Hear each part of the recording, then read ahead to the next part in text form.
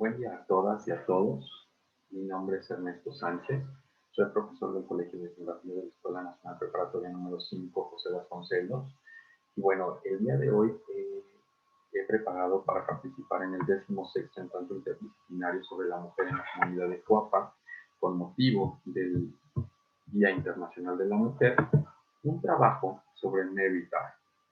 Mary Tart es una mujer que se dedicó a la geología y durante 2020 se empezó a hablar ampliamente de Mary Tart debido al centenario de su nacimiento.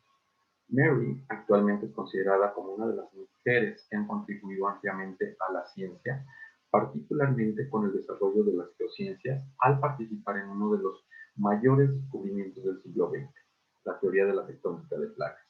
De ahí que el título del trabajo que les presento se llama Mary Tart, dibujando el fondo oceánico. Recientemente se han escrito una gran cantidad de artículos y de libros hablando sobre la obra de Mary Tart. Sin embargo, hay una biografía que es esta, que se llama Soundings, que está descrita por Hallie Feld, una autora que se ha encargado de recopilar datos e información sobre el proceso de elaboración cartográfica desarrollado por Mary Tart, y es en el que se basa gran parte del trabajo que les quiero presentar. Empecemos hablando un poquito de la historia de vida de Mary Tart. Mary Tart nació el 30 de julio de 1920 en una comunidad pequeña que se llama Ypsilanti, en el estado de Michigan. Michigan es una ciudad que ha vivido históricamente y en la actualidad muy vinculada a la industria, particularmente con la industria automotriz. Mary era la única hija de William Edgar Tart y Bertha Louise Newton. Cuando ella era niña, ayudaba a su padre en el campo mientras se trasladaba de un estado a otro haciendo mapas, haciendo cartografía para la Oficina de Suelos de Estados Unidos. Con ello, Mary desarrolló un amor por el trabajo de campo, pero aunque entendía su relevancia, su importancia, tenía pocas aspiraciones de seguir los pasos de su padre. Esto debido a que en ese momento el trabajo de campo se consideraba trabajo principalmente de hombres. Su madre se desarrollaba como profesora de alemán y era el modelo femenino más cercano con el que contaba Mary. Cuando ella empezó a estudiar en la Universidad de Ohio en 1939, se movió entre disciplinas artísticas al principio. Incluía un poco de alemán y finalmente se aventuró en algo de ciencia, con paleobotánica, geología histórica y geología física. Hallie Feld, la autora de la biografía, describe que esta elección de temas por parte de Mary Tart buscaba entretejerlos en algo que le pudiera servir más tarde. Su tutor, el doctor Clarence Dow, le sugirió que incluyera un curso de dibujo para tener una mejor oportunidad de conseguir un trabajo en una oficina. Y esta situación pudo haber ayudado a Mary a adquirir una de las habilidades claves requeridas por un geólogo, que era la de visualizar en 3 dimensiones. Y esta es una muy importante habilidad que ella adquiere para el trabajo en el que se basa la obra primordial de Mary Tart. Además, ella realizó una licenciatura en geología en la Universidad de Michigan, que resultó muy atractivo para ella, muy atractivo, ya que ofrecía la garantía de obtener un trabajo en la industria del petróleo. Consideremos, recordemos, que las compañías petroleras enfrentaban una escasez de geólogos como resultado de la Segunda Guerra Mundial, por lo que entonces para estas compañías petroleras era muy importante atraer mujeres. Mary trabajó durante 3 años en la compañía Statoil Oil Corporation, y su función consistía en ayudar en las decisiones sobre las operaciones para las numerosas plataformas de perforación terrestres que se realizaban para la extracción del petróleo. Al tiempo que realizaba este trabajo, ella continuó estudiando y obtuvo una licenciatura en matemáticas, que incluyó un curso de trigonometría esférica, un curso demasiado complejo para el hecho de ser mujer en ese momento de la historia. Posteriormente, Mary se mudó a Nueva York en 1948 y comenzó a trabajar con el equipo de geofísica de Maurice Ewing en la Universidad de Columbia.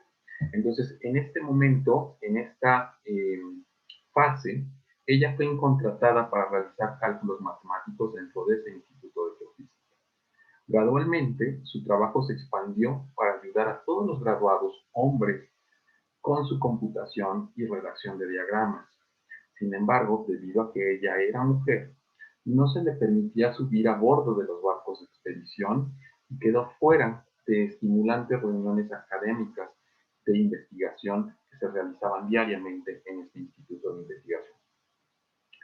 Entonces, esta época es muy importante en la vida de Mary Tart porque finalmente está conociendo a estos dos hombres que están en la pantalla, Maurice Ewing y Bruce Heisen, que son personas, hombres, que para bien o para mal forman parte de la historia, como vamos a ver más adelante. En la primavera de 1952, mientras sus colegas estaban en una conferencia en Bruselas, Mary, sintiendo la injusticia de su situación, dejó la Universidad de Columbia y regresó a la granja de su padre para pensar un poco qué iba a hacer, a qué quería dedicarse. Su ausencia se sintió con fuerza y destacó la importancia de la contribución que ella estaba realizando al equipo. Y posteriormente a esta fecha, Bruce Heisen, que es el personaje que tenemos aquí, le ofrece un importante proyecto a Mary Tart. Este proyecto consistía en un conjunto colosal de datos que se había ido acumulando durante toda la década anterior, y los datos consistían en docenas de rollos de papel, todos de decenas de metros de largo, en los que se registraron sondeos de profundidad, que se habían tomado de manera rutinaria y continua mientras los barcos de exploración zigzagueaban a través de las laderas continentales y más lejos a través de las cuencas oceánicas. Este proceso de recopilación se denomina ecosondeo, y con el ecosondeo se obtienen perfiles de profundidad en papel conocidos como fotogramas, que es la imagen que ustedes ven en la pantalla. Nunca se habían examinado a detalle estos fotogramas y Mary tuvo que descubrir cómo se podía representar de manera significativa un conjunto de datos tan grande como el que se presentaba en estos rollos de papel. Obviamente, Mary está muy entusiasmada con la perspectiva de tener un proyecto propio e investigar el océano más allá de las plataformas continentales. Según ella, los datos de los sondeos se clasificaron, lo que impuso algunas restricciones a la forma en que se podían liberar. Sin embargo, con suficientes sondeos, pensó que sería posible comenzar a trazar un mapa de la topografía del fondo del océano. Comenzó por el Atlántico Norte y había que realizar cálculos y correcciones sobre los datos brutos que se habían obtenido en los fotogramas. Ella estuvo realizando y juntando muchos perfiles en 6 secciones completas que cruzaban el océano de oeste a este, mientras los trazaba a gran escala, con grandes exageraciones verticales, y luego los alineaba uno encima del otro, de norte a sur. Vio que cada perfil tenía un corte profundo en la cresta de la dorsal oceánica, y pudo ver que estos cortes alineados le empezaban a dar un tipo de relieve que se podía cartografiar. Comprobó y volvió a comprobar, pero Mary sabía que había descubierto algo nuevo y le dio a esta característica lineal el nombre de grieta, o lo que podríamos decir era el límite de las placas tectónicas, con la implicación de un origen tensional que, bueno, pues, forma parte también del proceso o de la teoría de las placas tectónicas, y este descubrimiento lo realiza en otoño de 1952. Entonces, en esta diapositiva que ustedes están viendo, podemos empezar a ver cómo era el análisis que realizaba Mary Tart.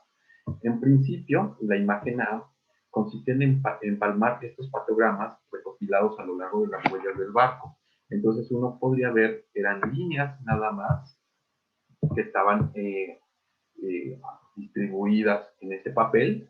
Después, a partir de lo que ella analizaba, gracias a sus conocimientos de matemática y de geología, podía empezar a distribuir y a generar estos perfiles topográficos para obtener una visión como si fuera un corte del fondo oceánico, y ya con este perfil podía empezar a ilustrar los datos, los diagramas fisiográficos, como que son esto que vemos en la imagen C, empezar a darle forma a esos perfiles, y después se interpolaba con los datos conocidos y se podía obtener el mapa del fondo oceánico. Entonces, este trabajo fue muy importante. Mary continuó con su trabajo y trazó los datos como un mapa del fondo del océano. Fundamentalmente usó técnicas de visualización y representación topográfica que había aprendido como estudiante, y una vez que los datos conocidos fueron graficados de esta manera, hubo grandes lagunas de océano sin sondeos de profundidad. Sin embargo, Mary continuó agregando detalles, utilizando su conocimiento geológico para interpolar entre líneas de perfil existentes, y de esta forma se produjo el primer mapa fisiográfico del suelo del Océano Atlántico Norte. Entonces vean, estos son los perfiles que Mary Tarr construyó para tratar de identificar el fondo oceánico del Atlántico. Y bueno, esta parte es la dorsal mesoatlántica, que se ubica en el límite de las placas tectónicas en esta parte del mundo. Mary fue más allá, sobreponiendo un diagrama de la ubicación de los epicentros de sismos recientes en su mapa. Esto destacó una fuerte correlación entre los epicentros y la posición de la grieta lineal, esto que les mostraba en la diapositiva anterior. Se sabía que los sismos estaban asociados con la amplia cordillera en medio del océano, pero Mary demostró que los epicentros se trazaban dentro de esta misma grieta, dentro de este mismo límite. Aplicando esta correlación a los datos sísmicos existentes, extendió la grieta a partes del océano que no habían sido estudiadas anteriormente, donde los sondeos de profundidad estaban incompletos o totalmente ausentes, no se habían podido realizar.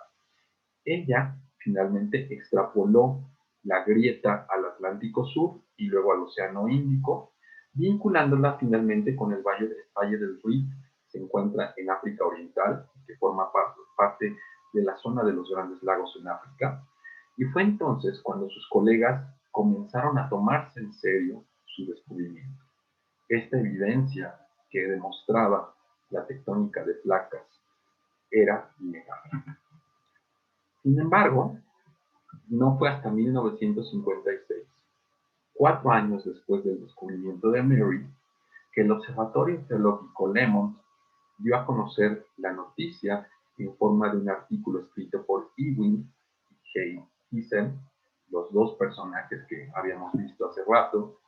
Mary no fue incluida como autora, a pesar de haber descubierto y persistido en explicar cómo esta brecha observada estaba representada en este conjunto de datos. Esto que vemos es el artículo con el que este instituto, el Observatorio Geológico, da a conocer los resultados de los sondeos realizados en el fondo oceánico del Atlántico, y pues evidentemente Mary Tarr no está incluida como autora de este artículo. Aquí conviene preguntarnos por qué los colegas de Mary inicialmente descartaron sus hallazgos de manera tan enfática. Y es una pregunta importante, sobre todo si consideramos la reticencia de sus colegas, ya que el hallazgo que había obtenido Mary definitivamente implicaba un gran impacto en la futura carrera de ellos. También tuvo impacto en cómo se desarrollaron la historia de la teoría de la tectónica de placas. Entonces, ¿qué pudo haber pasado por la mente de Bruce Thiessen y de Maurice Ewing cuando Mary descubrió la brecha en los datos del patograma. Un gran apoyo para las hipótesis de la deriva continental y la visión de Wegener, que finalmente estaba muy debatida porque él era alemán y obviamente era muy cuestionado el trabajo que realizaba Alfred Wegener, que era el que había propuesto la teoría de la deriva continental, que había sido rechazada en la academia estadounidense. Pero una conmoción incómoda para los colegas de Meldal al descubrir evidencia que fundamentaba y sustentaba el trabajo de Wegener. ¿Qué más estaba ocurriendo en esta década de 1950 que alentó a Thyssen y a Ewing a cambiar de opinión y en 1956 revelar la ruptura de la dorsal mesoatlántica? Ellos pudieron ver la evidencia acumulada en su contra, en particular en estudios paleomagnéticos que se habían desarrollado en ese momento.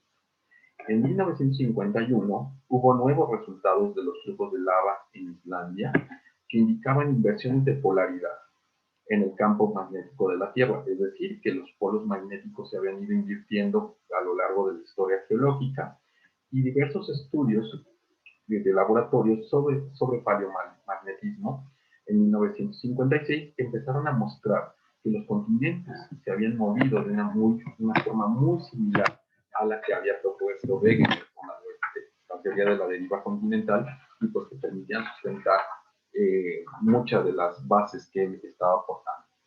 Y esto entonces evidentemente se convirtió en un momento crucial en la carrera de Mary. Se perdieron 4 años y está claro que Mary sufrió porque sus colegas hombres no estaban abiertos a las principales implicaciones de sus hallazgos. Si se le hubiera permitido hablar e incluso publicar con su propio nombre, podría haber tenido una trayectoria profesional muy diferente, muy distinta. Sus colegas más cercanos tenían en mente su propia reputación y carrera, pero no la de ella. Ella quedó invisibilizada en este hallazgo científico. Ahora bien, Thyssen y Ewing publicaron y presentaron esta evidencia de la ruptura mundial en 1956. Lo que vino después fue muy notable. Sobre la base del trabajo de Mary, el reconocido explorador oceánico Jacques Cousteau, con la ayuda de una cámara de aguas profundas, filmó a través de una sección de la grieta oceánica, confirmando su existencia. Harry Hess, un investigador de la Universidad de Princeton, dio un giro de 180 grados en su investigación y en 1962 publicó su hipótesis histórica de la expansión del lecho marino, que es otra teoría que complementa la teoría de la tectónica de placas. Fred Vine y Drum Matthews se dieron cuenta de la importancia de las bandas magnéticas positivas y negativas que se encuentran en la corteza oceánica paralela a la grieta. Las características lineales perpendiculares a la grieta que Mary había reconocido en los datos y llamadas zonas de fractura fueron interpretadas por Tuso Wilson y renombradas como fallas de transformación, que es uno de los elementos centrales de los movimientos que tienen las placas tectónicas. Entonces, uno solo puede imaginar cómo serían de diferentes los libros de historia gracias a estos hallazgos de Mary. Se hubieran dado a conocer al mundo en 1952. Y si se hubieran publicado con su nombre, la comprensión de la tectónica de placas en la corteza terrestre se habría movido rápidamente y podrían haber surgido diferentes nombres para explicar estas observaciones y el ciclo de procesos que ahora llamamos placas tectónicas. Después de que se publicaron los hallazgos, se invitó a Thyssen a hablar sobre el tema en conferencias en todo el mundo, aunque con reacciones encontradas. No fue hasta 3 años después que Mary finalmente fue incluida como coautora de su propio trabajo, cuando se publicó el texto que acompaña el mapa fisiográfico del Atlántico Norte, que es parte de lo que estamos viendo y que ahorita se los explico. Este debería haber sido el comienzo de mejores tiempos para Mary. Sin embargo, sus desafíos no habían terminado. La actualización de los mapas del suelo oceánico se volvió cada vez más difícil debido a la falta de presupuestos para los institutos geológicos en donde ella laboraba, y afortunadamente la Marina de los Estados Unidos y la revista National Geographic estaban muy interesados en la iniciativa del mapeo oceánico de Hisen y Tao, y les proporcionaron fondos para continuar su investigación. National Geographic les encargó la producción de una serie de mapas del suelo oceánico para su revista, que en ese momento era de una muy amplia circulación, poniéndolos así a disposición del público. Y esa fue la manera en la que, gracias a National Geographic, Mary Tad pudo llevar a cabo todo el proceso del mapeo del suelo oceánico y generar este mapa. En un acontecimiento inesperado, se le pidió a Mary que hiciera un mapa fisiográfico del Océano Índico, un proyecto enorme con perfiles de profundidad enviados a ella desde equipos de todo el mundo. Cuando ella completó el mapa, fue la primera vez que los científicos vieron el suelo del Océano Índico, con todas las características tectónicas que se presentaban. Mary informó más tarde que este proyecto estimuló la colaboración internacional y en particular atrajo a científicos rusos a ese proyecto. En la década de 1960 fue incluida como autora de varios artículos y en la segunda mitad de esa década se le permitió abordar buques de investigación para mapear los datos a medida que se iban recopilando, gracias a los sondeos de los que platicamos después. Descubrió que la grieta en la cresta de las dorsales oceánicas era a veces prominente, a veces parcialmente desarrollada y a veces ausente. Entonces, este es el mapa de Mary Tad, donde podemos visualizar pues, la gran cantidad de accidentes geográficos que se presentan del relieve oceánico.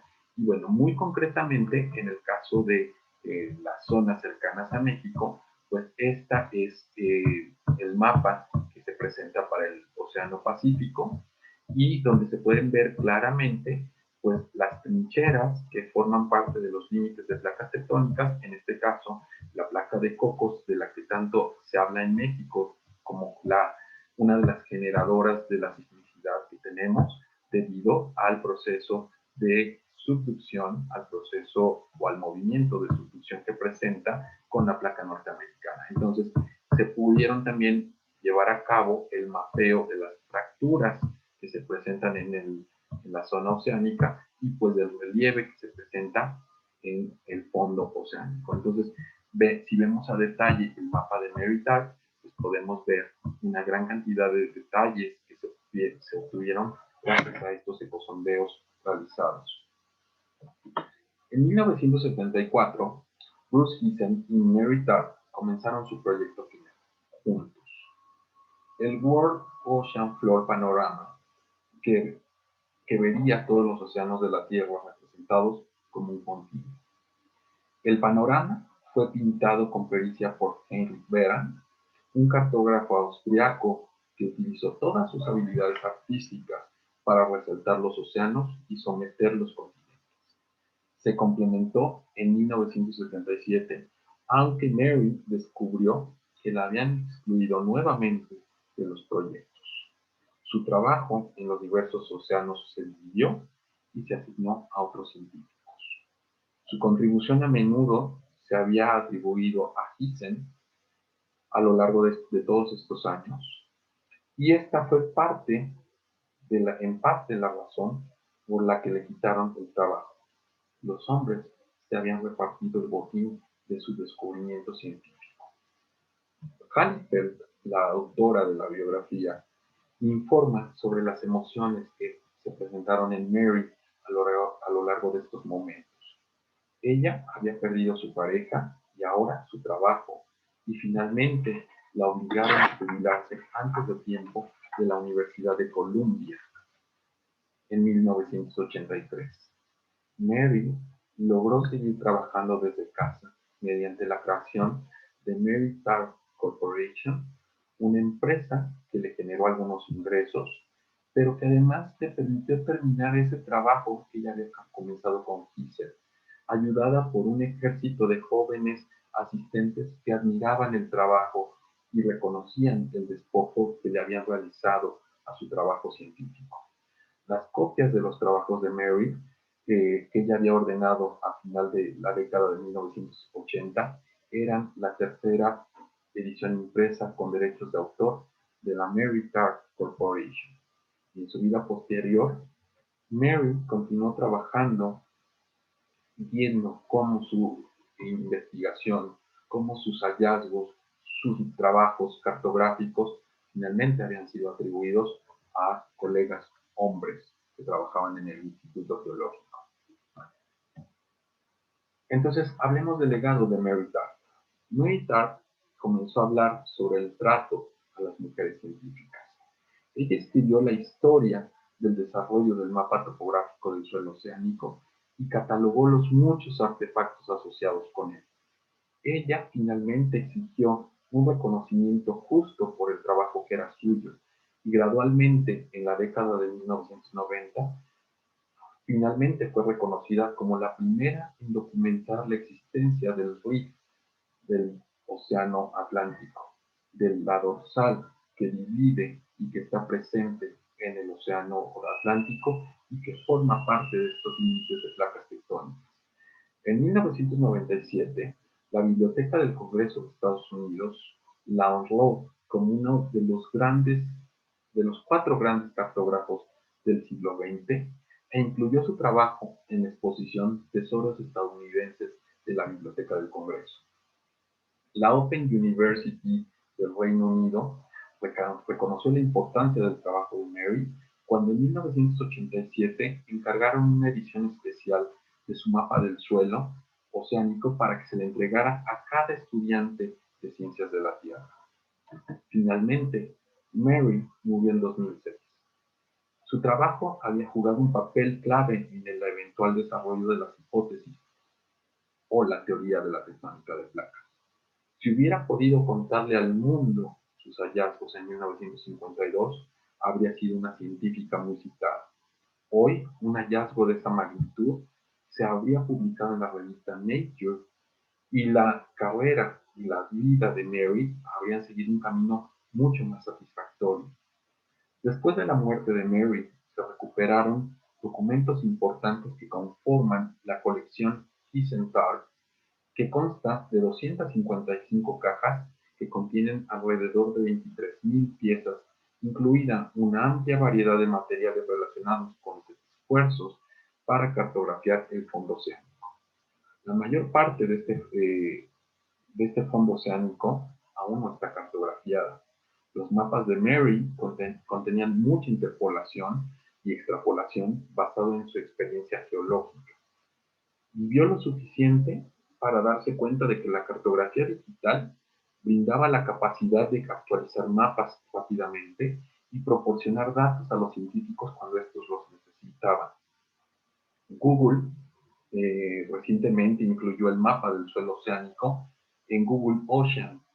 Eh, lo incluyó en 2009, demasiado tarde para que Mary fuera testigo de este gran salto publicitario a su obra. Se le conoció como el mapa histórico de Mary Tarr e incluía las áreas que ella había interpolado y extrapolado para cartografiar el fondo oceánico. Finalmente, durante el siglo XX, la deriva continental, junto con la evidencia de apoyo de una ruptura mundial y la aplicación del paleomagnetismo, movieron nuestra comprensión hacia la teoría de la tectónica de placas. Sin embargo, la historia de la tectónica de placas se escribió sin mencionar a Mary y el trabajo de su vida. Incluso a mediados o finales del siglo XX, las normas sociales y las rivalidades académicas aún conspiraban para restringir la visibilidad de las científicas. Mary habría estado encantada de ser parte de algo tan grande. No había nada más grande que encontrar una grieta de 60.000 kilómetros de largo que rodeaba el mundo. Se sintió privilegiada de ser parte de ella. Su trabajo con estos diagramas fisiográficos era suyo y le producía una gran satisfacción. La motivó a buscar cada vez más datos para mejorar los mapas del fondo oceánico. Trabajó de manera productiva con Bruce Kissel durante casi 30 años y continuó su trabajo después de su muerte. Sin embargo, a medida que comenzó a ver las historias escritas y algunas de las malas interpretaciones de su trabajo y su papel, incluido sus mapas, sus hallazgos, a veces atribuidos a otros, ella comenzó a hablar. Dio muchas entrevistas, produjo una autobiografía inédita y poco a poco comenzó a ganar reconocimiento por su papel en la historia de la tectónica de placas. El hecho de que los mapas del fondo oceánico sigan siendo valiosos hoy en día es un testimonio de la habilidad de Mary. Si Mary no hubiera dedicado su vida a esto, ¿quién habría hecho ese trabajo? Estas son las fuentes de información consultadas.